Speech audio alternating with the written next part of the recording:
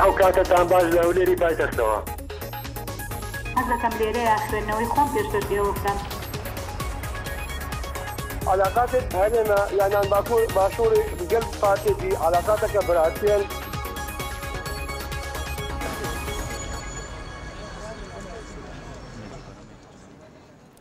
دەمباش تەماشەوانین هێژا بێگومان ئیرۆ ڕۆژە ئەینیەیە دیڕۆژیدا دنەهادا دنیا گەرمە پرانیا خەڵکی دەردەکەوێت سەیران و سەیرانگەهان دەردەکەوێن بێگومان کوردستانجی کوێکی خودی خوازایی و خودی جغرافیەکی شەژی بێگومان دەڤەرین گەلێکن دڵگیر هەنە ژوانە خەڵکی ئەس بوارە منها دچتە سەیرانی شەڕانەشێ دچنە سیلاوێ دچنە ئاشەوە دچنە دوکان بێخاڵ بێگومان ئەحمەد ئاوا لە هەموو ئەو شوێنانە خەڵک ئێستا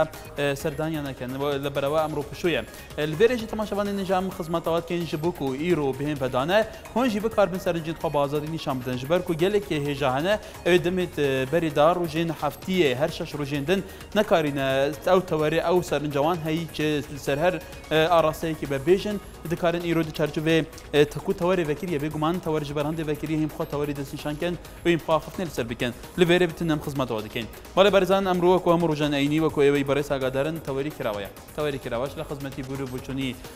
ئێوەی بەڕێزداین کە هەرچی تانەوێ فەرمۆن پەیوەندی بکەن و قسەکانی خۆتان بگەێنن تەنیا ئێمە لێرە خزمەتی ئێوەکەین کەواتە تەوەر هەر بژێرن و قسە لەسەر بکەن لە خزمەتی ئێوە دەین بەڵێ ئاسوو لە شاری سلێمانیەکەم پەیوەندی کاک ئاسۆ کاتت باش هەموو کاتێکت زۆر سپاس وەڵا سەرەتا من ئەمەوە لێرەوە یەک کامێر نێرم بۆ بەڕێز دکتۆر نەزمەنی کەریم پارێزگاری کەرکووک بەداخەو دیارە شەوی 26 جەنابی لە کەناڵی ڕوودا و مقابلەیەکرا بەڵام بەداخەوە ئەوەی کە جێگای سەرنج بوو کاگ ڕێبات کەریم کات لەوێ پێشکەشکار بوو وەکو پێشکەشکارێ بەڵام پێم وایان بەڕێزە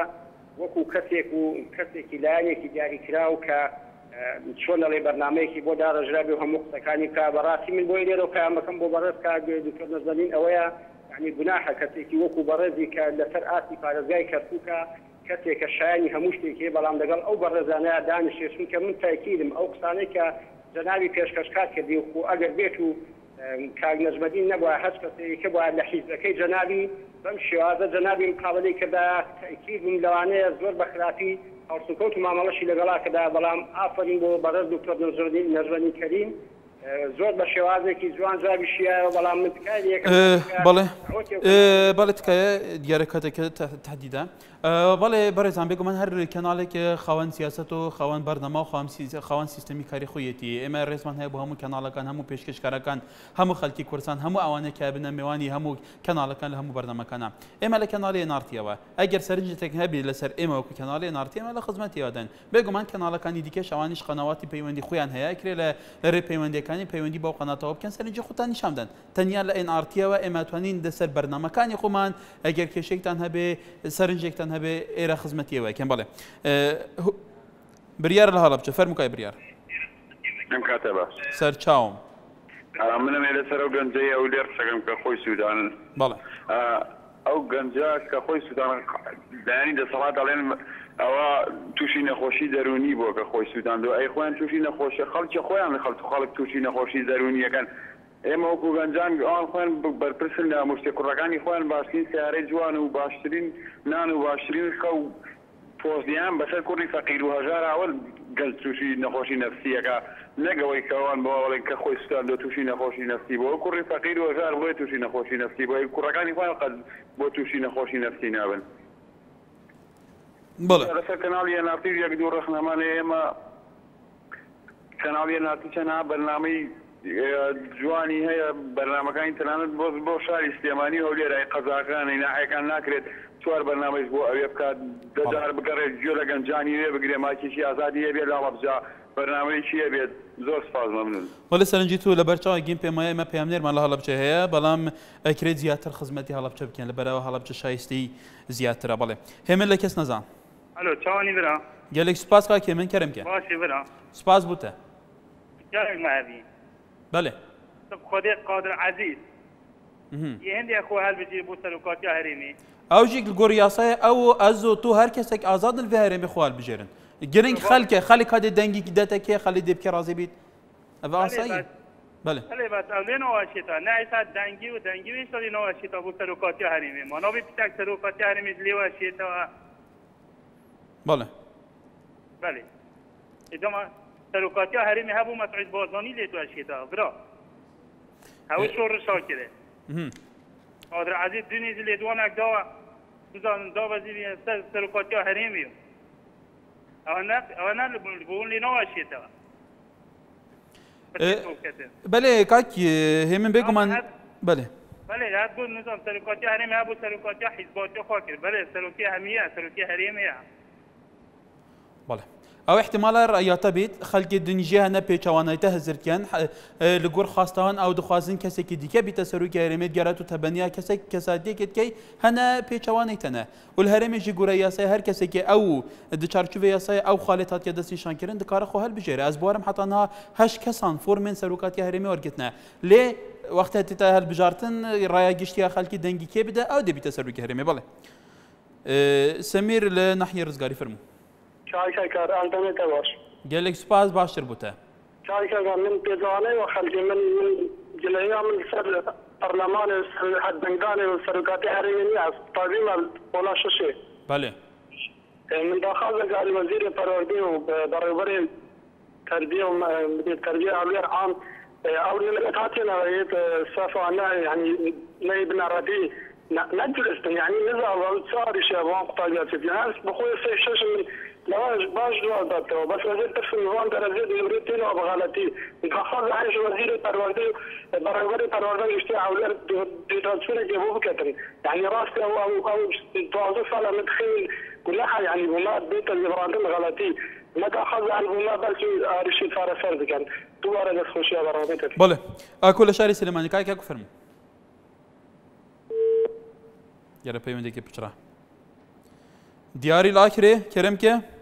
دمت باش دمت باشتر ماله ندفيد لسر قزاكره واقفا كرم كه برینو کل پارلمان کردستان بریارک درچو او کسی زوینو کشتو کالینا بله اج صادی زوینوان بو خدوان وان بن بله یان کو برانبری وان زویان حکومت دی پارچه زویان داته و اوش شلای سروکی هرمه و امضا سرکر بود بله لقضاء قایم مقام قضاء فاش زویه بسر خزم و کس و کار خدا باش کرینه اوجی نیگرانی جلای حالاتیان دروست کریه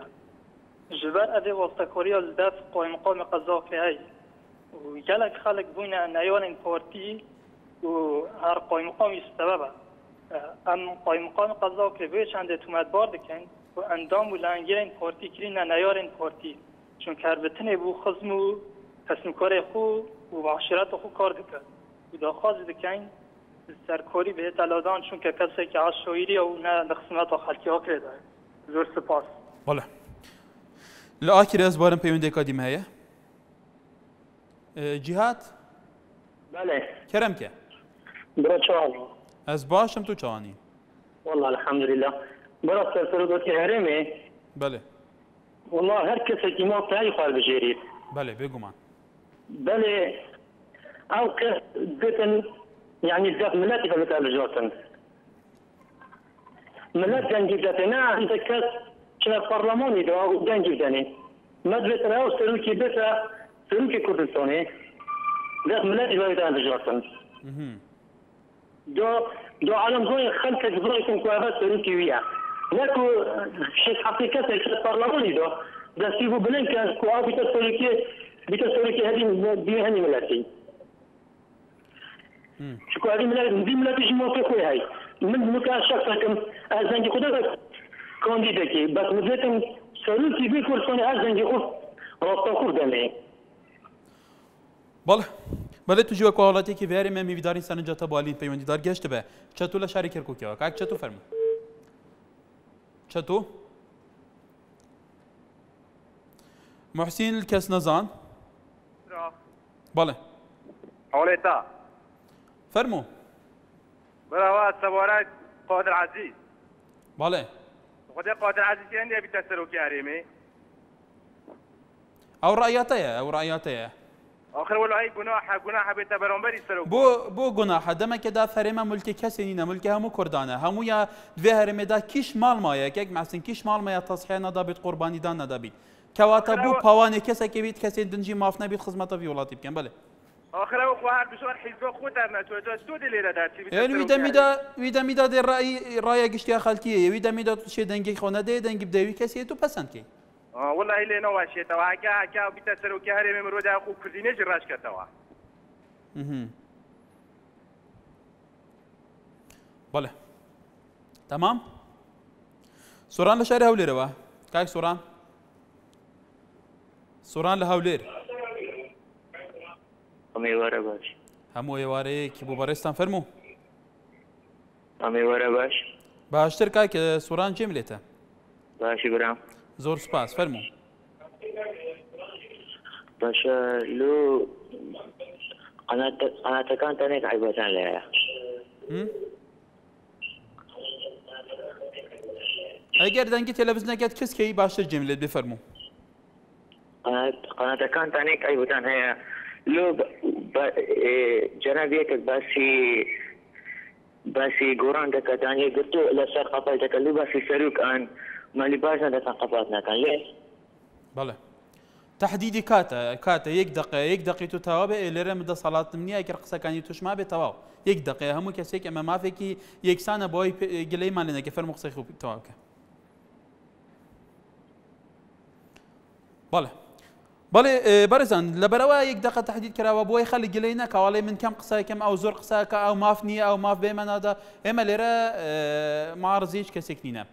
مسعود بارزاني ناوشرا مصطفى قادر عزيز سيتر محمدي حاجي محمود او سركرداني استا بشيكي گشتي جلال طالباني او لصاحي كردستان يادگارن خلكاني ديكش يك بيكي وهمتان ريستان هي لا اما بيگمان اركو ما فيش جوازي هي لم هرما كسك بر برسالتي جوليز لستودا كسك بر برسالتي كم تل لستودا اما خدمتي سرنج بوچوني همتان كان تكاي هر كسكي بارتي به پيوندي بك بو پر ازادي وسرنج خوني شمدا هر كسكي يشتي بنفسي شت هر كسكي احزاب كان اسلامي باحزاب كان چپراو به شيوعي بلايان به لنا تو اولى كان دي ام هرمه به پيوندي بكن بس ويك ازور از سرنج خودان شمدان اما ليره بس خدمتي ويكن برزان بله سيروان ملگله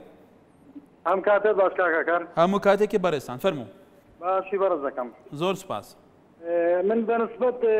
او خلقك بونيو كرنوي دانگدان داوله حوالاني بارتيه كم لهر شوني كردستان بونيو كرنوي زان ناوكاني خوان بو راس كرنوي ناوكاني خوان بو دانگدان سكا براسي امام مصيريا داوله همو حوالاني بارتيه كم لهر شوني كم لزاخو تا خانقين داوله ليه كم بفروشو نو نابو ناونيو كرنوي خوان بزان ناوكاني لچويه براسي اما يتكن جورتي سركوتن بو بارتي بدزينن دووبارە داوای لەکەم لە هەر شوێنێکن بە پەرۆشەوە بچن بۆ ناونێکنەوەی ناوەکانی خۆیان کاکار بەنسبەت شێش کەسەوە بەنسبەت ئەم هەڵبژانەوەی مسڵێ کاکار بەڕێزەکەم بەنسبەت ئەم هەڵبژانەی مسڵێ کۆمەڵە خەڵک حیزب لایەن دەیانگوت تەزویر کراوە ئەگەر تەزویریش کرابێ کاکە ژیان خەڵک هەبوو 80 دەنجێناوە و لە معارضەکان 30 دەنجێنا کەناکە ئەگەر تەزویر بکرایان نەکرا خۆ ئەوان هەر دەرنەدەچین ئەمە چییە بله لهوليرا وبيونديك مالجلا هوجين هم كاتب باش همو كاتك تفرمو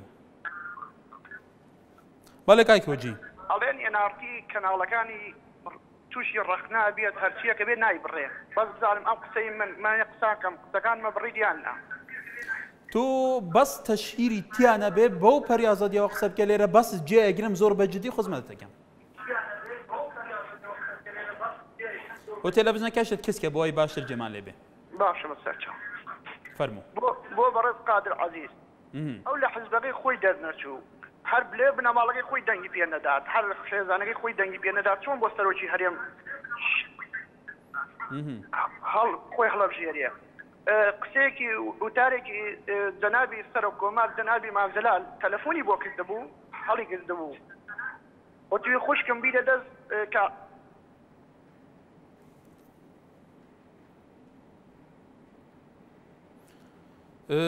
برزانيرا بيگومان هرمي كردستان انتخابات بريوية سي انتخابات زور جرين بريوية انتخابات سلوكات هرم انتخابات مجالس محافظة لهمان قضية برلماني كردستان باسيش هي على هولك ابو دو خستني انتخاباتنا بيقوم على بروسيك ديمقراطية باش خستني هالبجارتن لوانيا كاريجريها بسيار لسر سيستم كدروز بك لكاتك هرم كردستان توشي شي حادثه نبوا انقلابك عسكري نبوا شرينا وخو نبوا كراستك سروشي نبوا روشك زور زور لبارا انتخاباتك كان انجام بدري بيقومان منافسه شيء يصير لبراوي انتخاباتنا كان منافسه هي اللي بيني چند کسێک ئەگەر باس کەسێک بێ پێویست ناکە انتخابات هەر خۆیەتی کورسیەکەی پیرۆز بێتەوە ئەو باس خەڵک نیتر پێویست ناکە ئەو هەموو مەسرەفە بکرێ و هەموو دیعاە بکرێ و هەموو هیچ لەوانە لەبەر ئەوە کە انتخاباتە منافسە دروستە بێ منافسەش خەڵکی دیکە لە کوردستانە بێگومان ئەم پرسیارە ئێستا دووبارەکەمەوە کام ماڵ هەیە لەم کوردستانە دەردەسەری نەبینی بێ دەربدەری نەبینی بێ کێشەی نەدی بێ کام خەڵکی کام کەس هەیە لەم کوردستانە بێگومان بەپێ هەموو ئەخلاقیاتەکان ئەویش ئەرکی نەبێ ئەویش حەقی نەبێ خزمەتی گەلێکی بکە ئەویش حەقی نەبێ یەکێک لە پلاکان ئەکەر ئیمکانیاتی هەبێ ئیمکانیاتی عەقلی تێگەشتن هەبێ بەڕێوە نەبا سەرۆکاتی هەرێم بێ پەرلەمان بێ حکوومەت بێ لێرە بێ خزمەتی ئێوە بکەوە من ئێستا بەرحاڵ بەڵێ شاوان لە هەولێرەوە فەرموو شاوان لە هەولێرەکە لەسەر هێلبی بەڵێ کەرەمکە کاکە خۆشحاڵم بە بەرنامەکەتان سوپاس بوو پێویستە گەلی کورد فێری دیموکراسی بێ و هەروەها سیستەمی خۆی جێبەجێ بکە وەکو ئەوروپا و ئێمە فێری دیموکراسی بین بەڕاستی دەسەڵات کۆڕغ نەکرێت زۆر ناخۆشە دەسەڵات کۆڕغ بکرێت 4 ساڵ بێ 8 ساڵ بێ پێویستە هەموو کەسێک ئێمە ناڵێن جەنابی سەرۆک خراپە جەنابی سەرۆک کەسێکی شیاو لێ هاتە بەڵام پێویستە فێری دیموکراسی بین بە ئەو بگۆڕدەیەک کە بێتە سەر حکم ئەویش 4 ساڵێکە بەڕێکە بزانین ئەو چۆنە بەکاڵک دێگە بەکەڵنات هیچکە بێتە سەر حکم بێتە سەر دەسەڵات بۆ ئێمە فێری سیستەمی دیموکراسی بین مساوەکانمان لە بەرچاو بگۆڕێ هەموو ڕۆژێک ئەو مساوە نیەتە بەرچاومان فێری دیکتاتۆریەت نەبین فێری دیموکراسی بین بخۆمان دابچینەوە نابێت دەسەڵات کۆڕغ بکەین بۆ گەنجێک بۆ لایەک بەجێ بێڵین خۆ مناڵین جەنابی سەرۆک خراپە بەڵام پێویستە دیموکراسی بکرێتە سەر سکەی خۆی سەر ڕێبازی خۆی بەڕاستی ئێمە پێویستە هەموو کەسێک بەڵێ عەلی لە هەولێرەوە کاک عەلی دەستخۆشی بەرنامەکە لێ یەکەم زۆر سوپاس وڵا کاکەر سەبارەت بۆ برادرانە ئەڵێن قادر عەزیز کەسە چی نەشیا و بەڵێ کاکەلی تکایەکە لەسەر هێلمابی هەموو کەسێک مافی ئەوە هەیە خۆی هەڵبژێرێ من یەک خۆ سەرۆکاتی هەرێم بۆ لایەنگرانی پارتی بۆ پارتی تاپۆ نییە ئیلا بۆ پارتی کاچی من قادر عەزیزیش کەسێکە وەکو هاوڵاتیەکی ئەم هەرێمی کوردستانە سەرکردەیەکە و وەکو سەرکردەکانی هەرێمی کوردستان مافی ئەوە هەیە خۆی هەڵبژێرێ من یەک قساکەم ئەو کاتی زۆر بۆش لەسەر کورسی دەسەڵات بوو چێ لە کوردستان ئۆبامای ئەناسی چێ لە کوردستان ئۆبامای ئەناسی ئۆباما خۆی هەڵبژار ئۆباما دەرچوو بینێ کەسش دیکە لە زیاتی ئۆباما دێتە سەحکوم لە هەرێمی کوردستانیش دەبی ئەوە بەرەخسێت کە ئەمڕۆ مەسعود بارزانیە سپێنێ کەسێک تر دێتە سەحکوم بەڵام لە ئەنگرانی پارتی دەڵێ یعنی سەرۆکایەتی هەرێم وەکو تاپۆیەک لەسەر خۆیان تاپۆ کردبی دەڵێن هەر سەرۆکی هەرێم دەبی کاک مەسعودبی هەر سەرۆکی هەرێم کاک مەسعودبی ئەوە شتێکی هەڵەیە عەزیزم بەڵێ سەردار لە شاری سلێمانی کاکار بەڵێ ئەلۆ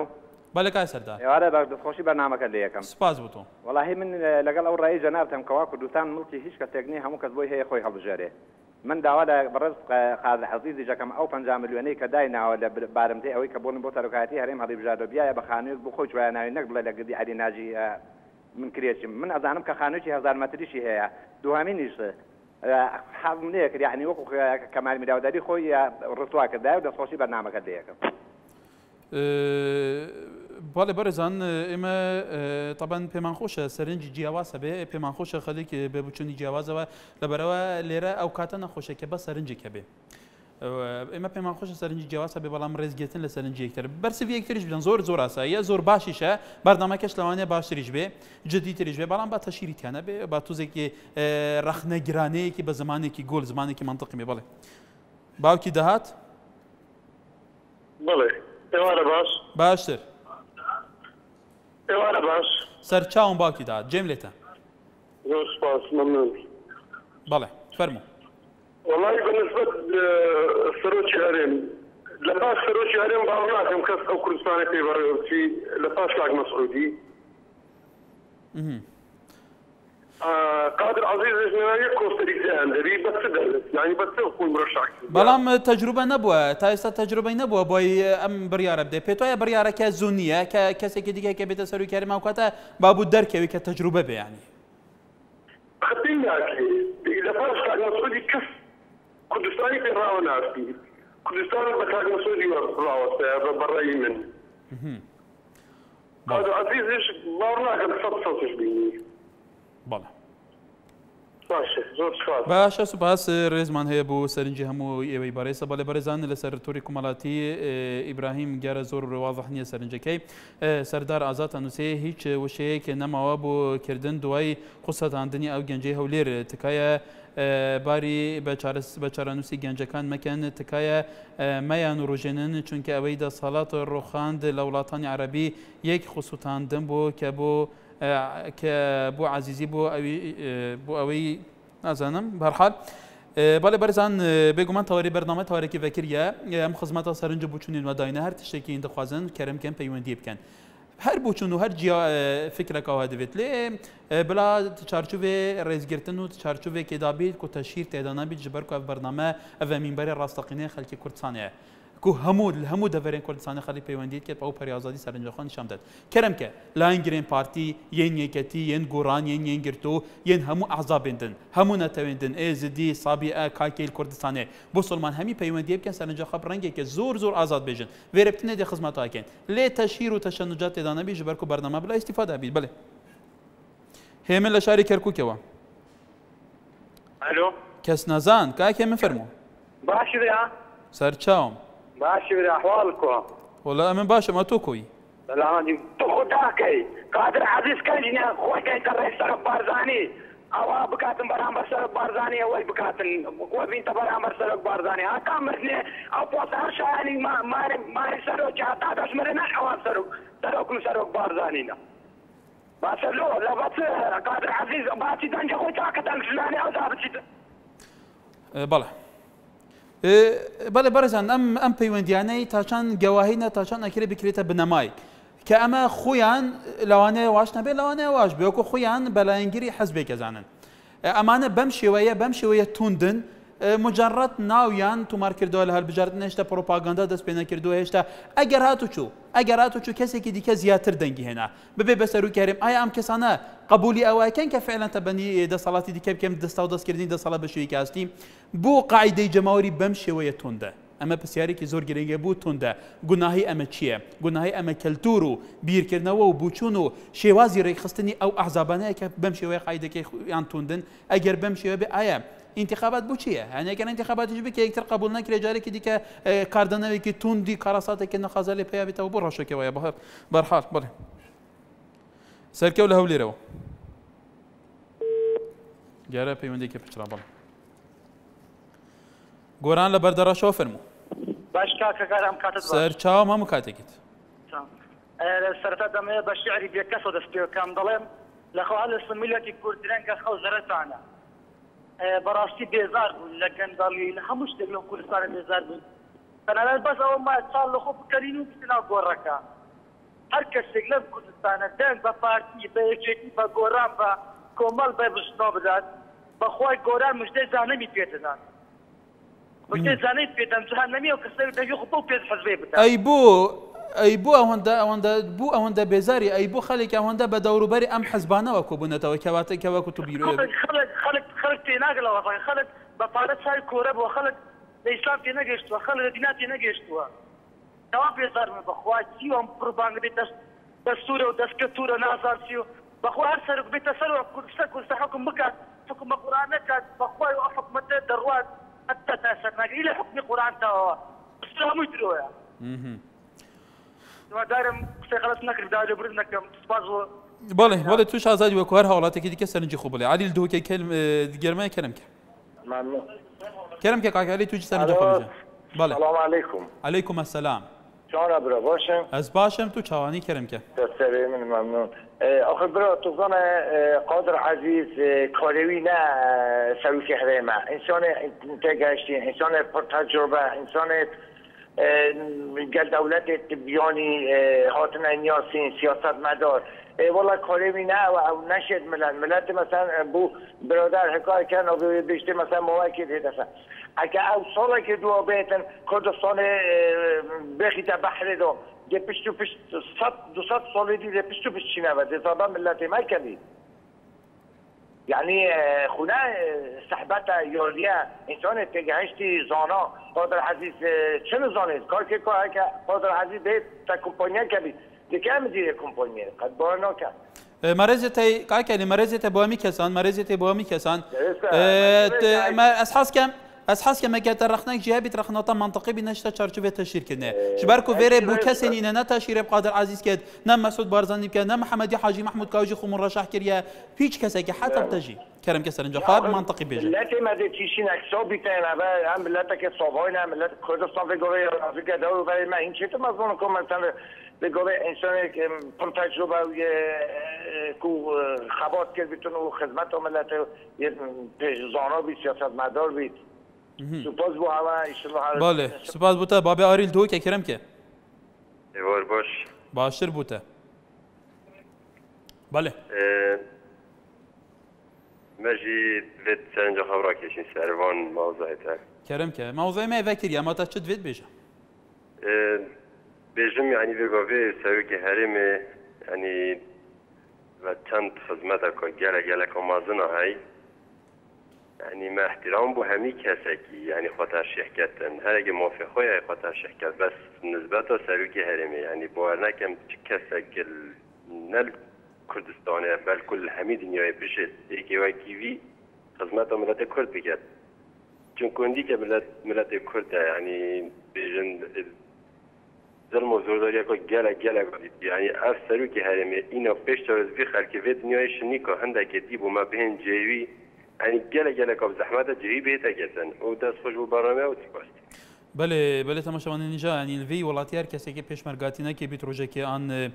چریا آن تمنی هنده نبیت و آن فرصه نبیت یعنی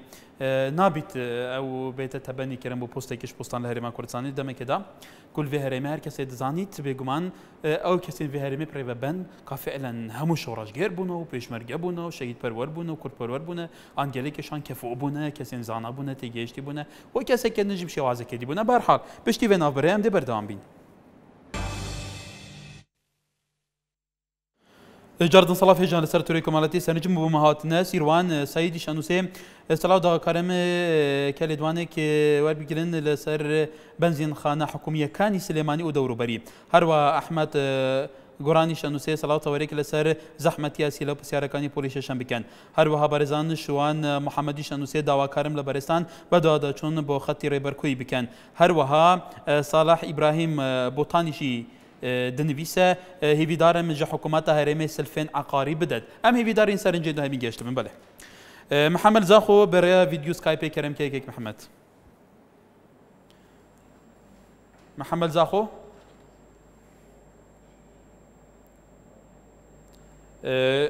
اجل سر خطي بي كرم که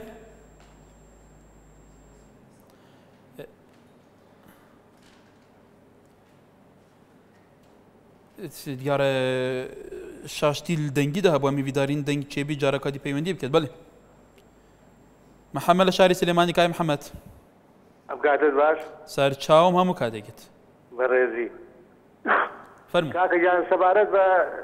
اخوال بزاردن با سرکایتی هریم بله من پیم وای اگر هر کسی که اگر تنانه نخنوارش بید او پلو پوسته او إمكانياتي كمثلا مثل بزايد بدرسياتي بيدت بو كسر أتواني أسر وكاتي بري بريو لا جيش لا آسايش لا نوت لا داهات لا هموش تكاني أبصر كل سنة بدز أواني جاء لبرو قبيل مدز مني شوا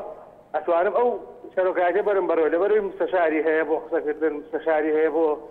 دروا بو ناو بو همو يشكان يعني مستشار رأي أشكاري هي لبرو أتواني مني خوم هالغير بو سركاتي بله جاو هیچ فنی کیانی از ایتاگاش في بله هر مارکه و بدرس یک سوابه لبره و ناکره امو کسبوی خویل بزیرو بله محمد قلات زیوا هم کاتبش همو کاتک فرمو والله سبب وصفي سرقاتي هرم بله او برزاني كبشت الرسمية بكل اگر تو زي دنگي بس كيتو كايك محمد بله سبب وصفي سرقاتي هرم كردستان بله قاتل شروع وياك وكو خلاصيك لو هرم داجتو ما في وك اخوي قاعدين بك بسرقاتي هرم بو بريسمان كان بتورخني لبقري ياخذكم الله سيناشين ذكر او ازار هر کسی مش ازار توش ازار کسی خود کاری میکنه سرکاتی هرین کردن البته لو خرادی بینی بویاچی من رو دمیت که هر کسی که نشونه که بعد لان باتیگه کامار بیه گفته قطع بگم بوی که برام کتنشه برام دستا بله بله تماشاوانین جابو پست سروکات یارما کردستان هش کسان از بارم هیان ها نوین خو تومار کردن الکمیسیونه جوان دکتر کمالی سید قادر جوان محمدی حاجی محمود سکرتری حزب سوسیال دموکرات کردستان جوان جی کی قادر عزیز سکرتری حزب آینده کردستان از بارم گله کسین دنین بلاین جی کی لدورین جدا جدا خو هل بجارتنا د چارچوبه سیستم دموکراسی اساسیه خلق خو هل بجره اگر هل بجارت نه به منافسه نه به کسی دی نه به بو انتخابات بو بینه کرن با همی پاره بیت مصرف کرن هم بلال سر کرسی که خارينا خاري هريكو تمام خلقيش دارين تخاري و بدي في سرجه اعلامي وبروباغندا هرهرانينا لتاچان گرين خلق جي قاعده جماهيري جي رزيل بوچونه يكادو بگي بابت كسي فيت ت بيروز بيت بس وي كسي سركسه كدي ويدينا يعني با رز گرتن هبيت چارچوبه سيستم که ديمقراطي يعني تجاه کا ديمقراطي مجي خلقي ده بيت كوي تقبل كان بله فرمان لشاري هوليرا فرمو پیشوا لشاري سليماني فرمو سر چاوم کای پیشوا زۆر سپاسکەم کاکە کارمێن وەک لە ئەنگرێکی دروستنەوەی گۆڕان ئەم هەیە ڕەو سەرنجی خۆم پێشتر بە هەموو هەواڵەنی پارتی دیموکراتی کوردستان بکەم لەسەر هەڵبژاردننی مەسەلەی سەرۆکایەتی هەرێمی کوردستان و لەگەڵ ئەوەی کە تەشیر بەڕێز قادر عەزیز و هەر کەسێک کە خۆی کاندیدەکا بۆ سەرۆکایەتی هەرێم بەڕاستی کاکە پێویست ناکە خۆیانمان دووکەن بەیاسا ڕێکخراوە کە ئەم سەرۆکایەتیە بۆ دوو ویلایەتە بەڕێز بارزانی دوو ویلایەتی تەواو کردووە پێویست ناکە لەوە زیاتر توانەڵی پۆست سەرۆکایەتی هەرێم وەربگرێت دوای ئەوەش لایەنگرانی پارتی و بارزانی ئەڵێن ئەبێت هەر بەرزانی تر بە نمونە مەسەلەن ئێمە ئینسانی هەموو قابلی مردنین قابلی نەخۆشکەوتنین ئەگە سوێنێ بارزانی نەخۆشکەوت مرد باشە یعنی ئەم میلەتە کەسێک نابێ بەڕێوەی بەرێ هەرەوەنە دەست دایکی ئاواز لە شاری هەولێرەوە بەڵێ دایکی ئاواز کاتۆ باش هەموو کاتێک زۆر سپاس برای بەڕێزم بەدەستەوە و خەڵکەوە کە ئەڵێن کە قادر بۆی نییە خۆی هەڵبژێرە بوو بۆی نییە ئەویش هەوڵاتیەکی کوردستانە و ئەویش بۆی هەیە وەکو ئەو برادەرە و تێکابراایەکی نەخێنەواریش بۆی هەیە خۆی هەڵبژێرێ هەموو کەسێک مافی ئەوەی هەیە بەستە تاکەی بێزار بووینە ئەوە نەمان هاوار کرد دەنگمان بە کەس داگا خۆ دەنگمان بەخوای گەورە ئەگا خوا لەسەر ئەم میلەتە بێتە جواب بۆ میلەت وەستی ناخۆشە تەنەها باڵەخانە و تەنەها شوێن سوتا و شۆتی کارەبایە تەنەها کەس خۆی کوشت و وتیان نەخۆشی دەرونیە ئەخ بەسە هەتاکەی ئەو خەڵکەوای لێ بێ بگۆڕدێ خۆ زمانی مەلیکی نیە زمانی مەلیکێ بە کورسێکۆ بنووسێ تا ئەوڕخوا خەڵکەکانی ڕائیدا یان ناوەیەکێکی تر کە ژیانیان خۆش بێ ئەم خەڵکە ئەم مەزحە تەواو بێزار بووینە هەر بێدام بڕۆ سەیری هەر ماڵێکەکەی بێزارە لە حاڵی خۆی ماڵێک بێن لە گەڕێکێکا یەک ماڵ ڕازیە دەفەرمو حسابی خۆت کە گەڕێکێ ماڵێک ڕازی بێت ئەوە چ معنایەکی هەیە بەڵێ ئەیات لە خانەقینەوە لە ڕێ ڤیدیۆ سکایپەوە فەرموو الو السلام عليكم عليكم السلام ام كاتو باش كاكا همو كاتيك تفرموا قربان بالي قصبك بداخل نازانم موش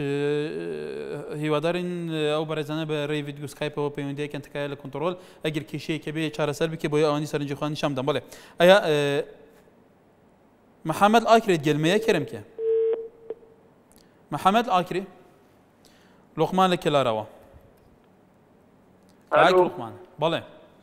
اوكي كوش فادا باله فرمو بله والله من بيت سرتوري هل بجاردن قصبك لقمان الكلار طاغفي الو كايك لقمان تلكيري طاغفي بله اسمك محمد محمد آكري كرمك بله محمد آكري بله سر هالبجاردن قال كسي تراس يعني رخنكاتون هندك كساد قرن يعني شيء هر کسی که بیتن راستی از بجم هر کسی که خو هر بجزه کردستانی آزاد هر کسی که بیتن فقیر بید ولا من بید هر کسی که بیتن يعني تشكي آزاده اگر ما تفيد فعلا بلف ديمقراطية چين و ام سيستمي ديكتاتوري خلاص بين اوا خو از بجم اگر هل لوين كي سياسي انه كحالين بيت كون حكمي كتن و اف كسي سبب صلاه بيت غوري كسي كبيت شينه از بجم اوا يعني بيوان ترين او ترين ريك يعني كان برف ديمقراطية تشينو و ديكتاتوريش خلاص من راستي چونكي اوا يعني اخر بنين اوا يعني تشكي ديمقراطيه يعني بنفخرتيه قال لك كذب الا فلان حزبيت انا فلان كذبتين يعني اوا يعني تيهم تشاني منطقي في خدا بيتن هي نبيت واجبتن بله بله سبب سنجاتجي قانع لدوس خرماتو يا فرمو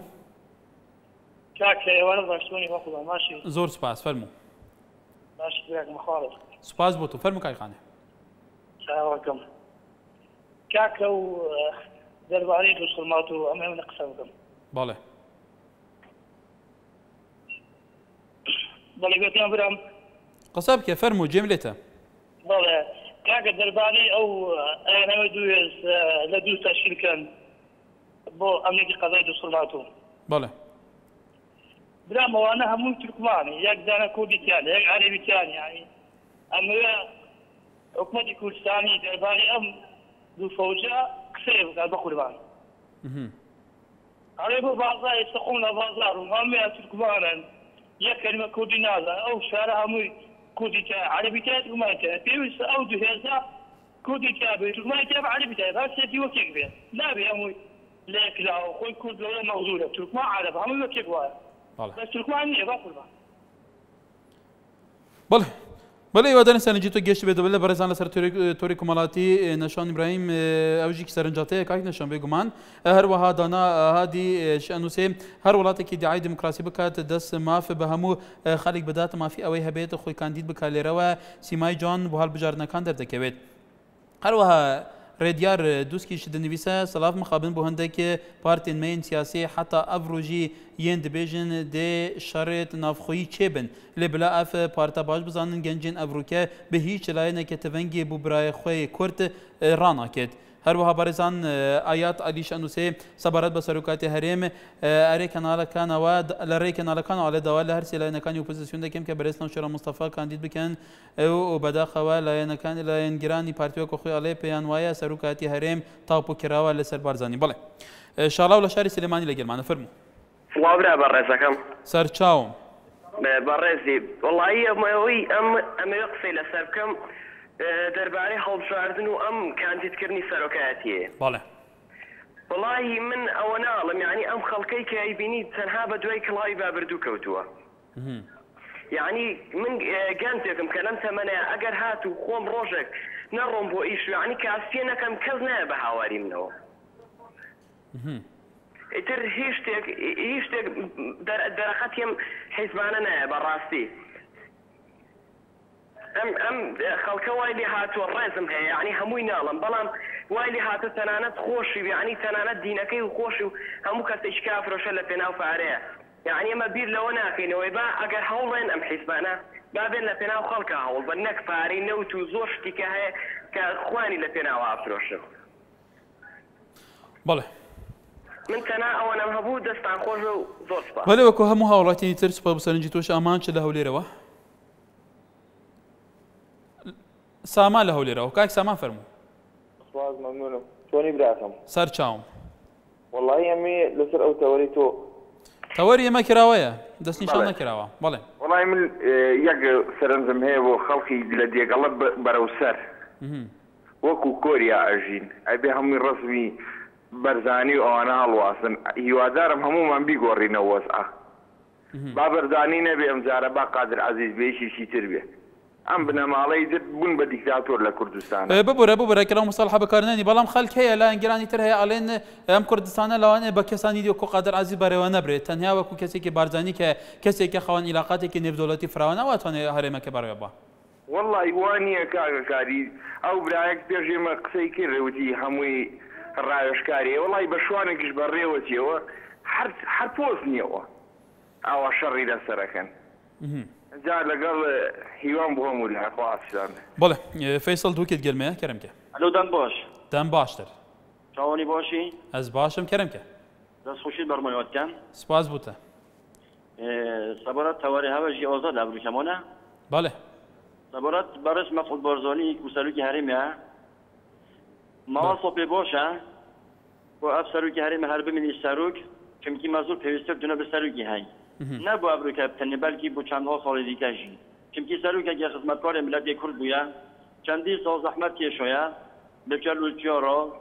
لەسەر ڕێزێت بە پێشمەرگۆتی ئێوە پوڵ ئەشکەرۆ کردیە تەوەر پێدا کە ئەس پێشمەرگەمە و هەر پێشمەرگەش دی بمینیتن بژە ئەس سەویدارن بۆ خەڵکی کوردستانی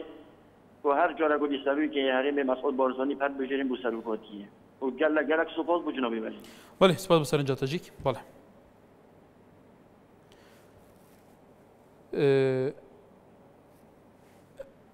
بەڵێ دووەکە پەیوەندێکە دیمە هەیە کەرەمکە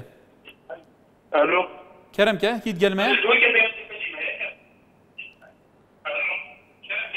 ئەگەر تەلەڤیزۆن خەکێم بکەی کاکی محەممەد مووسڵ ئەگەر تەلەڤیزۆن خەکێم بکەی ئەس باشم باس تەلەڤیزۆن خەکێم کە ji ber ku dengê te baş nagehît em îtir neşe serinca xwe nîşan bidey Tamam keremke ئەلۆ وەرە چاوانی باشی Ez başım keremke nûke zor baş e Bale سەعادەتە برا باشی Ez başım kak Mihemed keremke serinca te ka te divê çi bêjî gelo برا سەرنجامە Bale ئەم حەز دەکەین هەم سەرۆک بارزانî هەڵبژێرینەوە چکو گەلک زەحمەتە بری گەلک خولی سەریا دیتی خوددان شەهیدە Bale ئەم هیڤیدۆرێکی هەر ئەو بیتە سەرۆکی هەرێمی زۆر سپاس Bale serincatajîkî bîdarên bulayînê peyndar geşti bet ew hîviyete hey bale Bale barizan serincman zor heye soran pedekeyê wekû xwe bêguman serincekê alê pêşrevî Kurd Partiya û Serokman Barzanî em serinciya we rêzman heye bu serinciya we barêz bale her wiha grop bor alê silav lê nartî min pêm baş e kesekî tir bibête serokî herêm her wiha ڕێبیار هەرکی شەنووسێ نازانم ئۆپۆزیسیۆن چۆن حەق بەخۆیادا لە جیاتی ملت بڕیار بدە هەروەها مەحسوون کورمزی شەنووسێ هەموو کەس مافی ئەوەی هەیە کە خۆی کاندید بکە ئەو قسانەی کە لە ئەنگەری پارتی دەیکەن ئەو پەرینە زانینە وەکو خۆی ئەڵێ بەڵێ بەرزان سەرنجی زۆر هەبوو لە بەردەمەکە مە زیاتر تەرکیز لەسەر مڕەشەحەکانی سەرۆکاتی هەرێمی کوردستان بوو بێگومان خەڵی بچوونی جاسە بوجنی توندیشە بوو ئایا نوت هەیکر فڵان کەس نەبێت تەواو ئەم وڵاتە تەواوێرا نابێ هەش بۆ ئەڵێن دەبێت کەسێکی دیکەش ئەو شانسەی هەبێ بچێتەوێ بزانێت کە ئەوش تاقی بکەینەوەیش تەقیمی ئیشوکاری ئەوش بکەین بێگومان بەڵێ بەرزان لەوێ هەرێمێ سەرنجین گەلێک هەبوون ئیرۆ لە بەردەمەیدا هەر زاخ و حتا خانەقین هەکووەدیتی سەرنج هەبوو نەکو هەموو ڕۆژان خەڵکی کوردستانی جادە کوردستانی لە مینبەرێخوا لەوی بەرنامە بشەیەکی زۆر ئازاد بەحسین پرسین ئەساسین کرد جوان پرسانژی ئەو مڕەشەح کاندیدی سەرۆکاتی هەرێما کوردستانی بێگومان دنەهادا ڕۆژەڤاهەری گەرم ئەوە هەشت کەسان خۆی هەڵبژارتیە جوان قادر عەزیز سکرتێرێ حەزبە ئایندەیە کوردستانەیە هەمان دەمدا gelek hebûn lehengirên meselen bû nimûne lehengirên partî pêbajûn carekedî Mesûd Barzanî xwe hilbijêrî ji ber ku wan dikutî ji bilî vî kesê dî neşît vê herêmê pirê vebe bêguman hebûn destxweşî li Qadir Ezîz kirin û hebûn digotin pêwîst e îtir Mesûd Barzanî ev kesekî dî li şînawî serokatî herêma Kurdistanê birê ve bibet xelkê din bihête pêş xwînanî bihête pêş û fursat bi kesê dîn bide desta û destkirina da salatê bi awayekî aştî li herêmê bête kirin em ê vîdarîn serinca cadê bi şêyekî giştî bu hemû serkirdan hemû layena hemû biryar bi destên vê herêmê گەشتی بیت کە خەلێکی گەل و چاوا دخوازی حتا سبەهیل vêrê carekê din tewerekî gelem ya rojevava em xizmatwatkin her şad bin ئەو کاتتان باش لە هەولێری پایتەختەوە حەز دەکەم لێرەیە خوێندنەوەی خۆم پێشتر پێوە بکەم علاقاتت هەرێمە یانان باشووری گەل پارتێکی علاقاتەکە بەرهەتێن